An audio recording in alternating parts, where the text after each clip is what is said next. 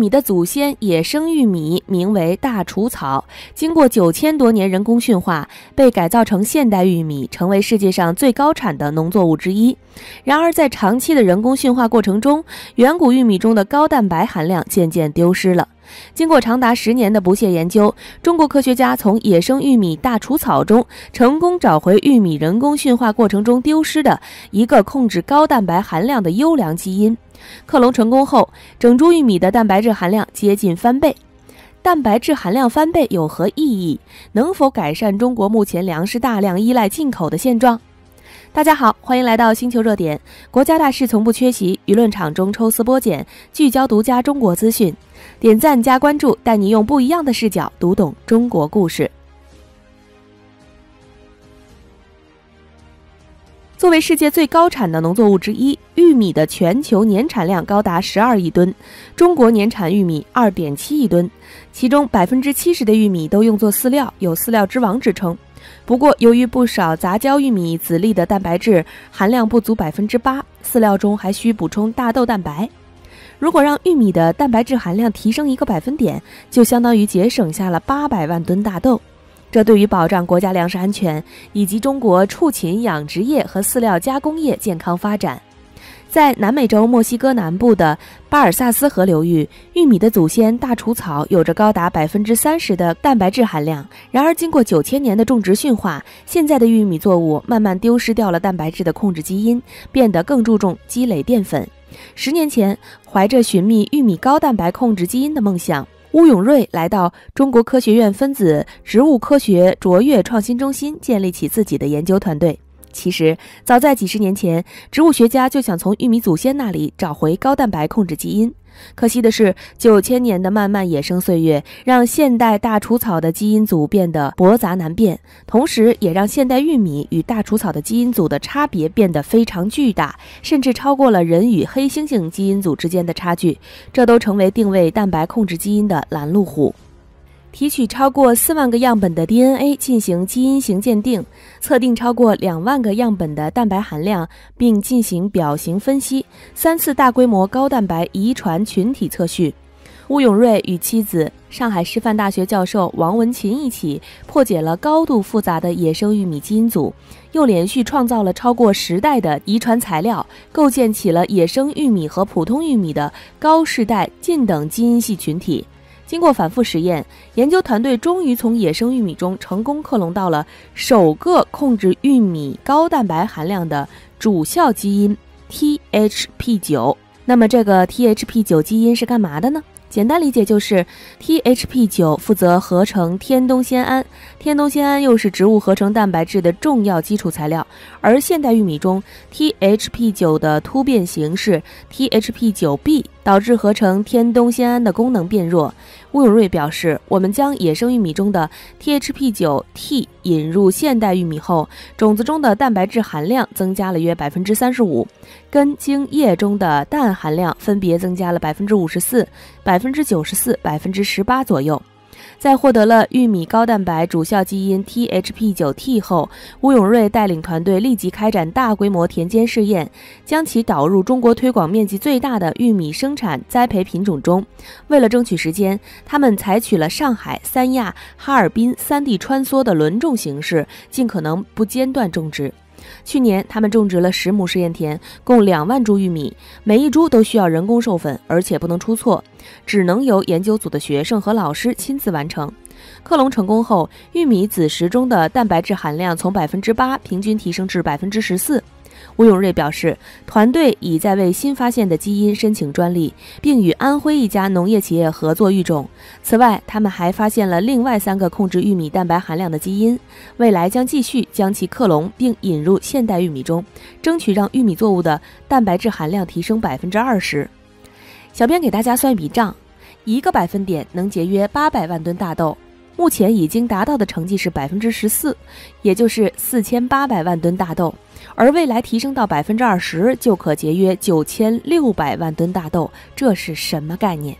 我们来看一组数据：2022年中国的大豆进口总量为9108.1万吨，2021年为9652万吨，2020年为10033万吨，首次超过1亿吨。通过数据可以看出，中国近些年已经在通过各种举措减少大豆进口了。如果拥有高蛋白含量的玉米基因在国内全面推广，中国不仅能完全摆脱大豆依赖进口的现状，甚至能让美国的大豆企业近半破产。咱们小编敢这么说呢？我们接着往下看。1981年左右，中国的大豆产量一直比较稳定，虽然不算高，但仍是世界上主要的大豆生产国之一。况且大豆不是主食，当时的需求也不大，完全够我们自给自足，甚至还有一些出口。最多的时候，中国的大豆年出口量超过了100万吨。到了20世纪90年代，饮食观念的变化，植物油取代动物油成了我们餐桌上的必需品，豆油成为中国第一大植物油品种，食用消费占总量的85%以上，再加上中国城乡居民肉、禽、蛋、奶、鱼等动物原食品摄取量大幅增加，促进了豆粕饲料加工的扩张，所以国内对大豆的需求量急剧上升。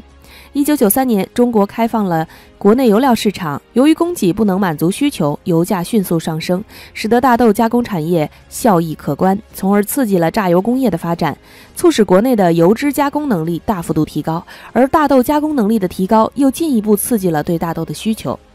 但当时中国的大豆产量只有1000万吨，广泛依赖进口，其中大部分都是进口自美国。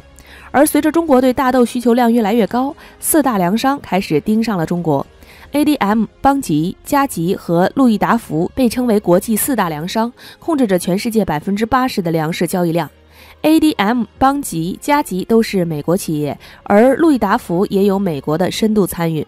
英国卫报曾这样形容四大粮商：只要你活在世上，就不可能摆脱四大粮商。人们日常生活中吃到的米面粮油、白糖巧克力、肉类海鲜等，绝大部分都控制在四大粮商手中。中国虽然是全球大豆最主要的买家之一，而巴西也是全球大豆主要生产国，但都没有大豆定价权。美国则牢牢掌握着全球大豆定价权。美国芝加哥商品交易所决定着全球大豆价格走向，四大粮商通过操纵大豆价格收割全球财富。2004年的时候，美国农业部率先调低大豆产量，导致芝加哥期货交易所大豆价格连续上涨，涨幅近1倍。大豆价格原先为每吨2300元，2004年4月时涨到了4400元。国内大豆企业此时还在选择观望时，美国农业部一把不再增产大豆通告的大火，将国内油商的紧张情绪彻底点燃。国际大豆市场大豆价格涨到了4800元每吨高位。中国的大豆企业一听到这个消息开始慌了，开始囤积大豆。2004年4月，中国企业按照4300元一吨的价格抢购了800万吨大豆。在中国企业囤积完大豆之后，美国当即表示说，大豆产量不会像预期的那样减少，相反会大幅增长。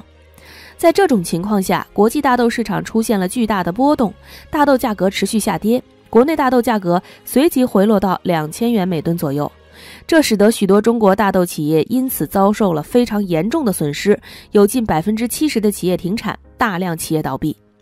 美国操控四大粮商，趁此天赐良机进入中国，贱价收购这70%倒闭的压榨工厂，参股中国多家大豆压榨企业，控制了中国85%的大豆加工能力，并且在短短时间内将触手伸向了大豆上下游产业链。美国在中国形成了转基因育种、生产、加工、零售、品牌等全程产品控制。中国大豆市场定价权旁落他人，对外依赖度极高，甚至影响了中国粮食安全。四大粮商还利用自己控制的大豆产业，只收购带有自己专利的转基因大豆，倒逼东北种植转基因大豆，这样他们还能再赚一笔专利费。在这种情况下，中国大豆市场的价格一直受到美国操控，中国豆农种植的大豆收购价格连年降低。例如东北地区的豆农2009年种1亩大豆的纯收益由原来的110元左右下降到20多元，甚至零收益。大豆成为东北地区效益最低的农产品，这也导致了东北农户不愿意种植大豆。在这种情况下，作为中国主要大豆产地的黑龙江大豆种植面积出现迅速萎缩。直到现在，中国大豆市场依然被美国操控。虽然每年中国进口美国大豆的比例只在10%左右，但以加吉、邦吉为代表的美国跨国粮商巨头几乎垄断了南美大豆贸易，最终都是美国资本在垄断着包括中国在内的全球绝大多数的大豆市场。如今，高蛋白玉米基因的发现或将改变这个困局。好了，今天的内容到这里就结束了。如果你喜欢小编的影片，还请大家多多点赞转发，让更多的人一起见证中国进步。关注我的频道，这样既能回顾往期视频，又不会错过之后的精彩内容。那我们下期节目不见不散。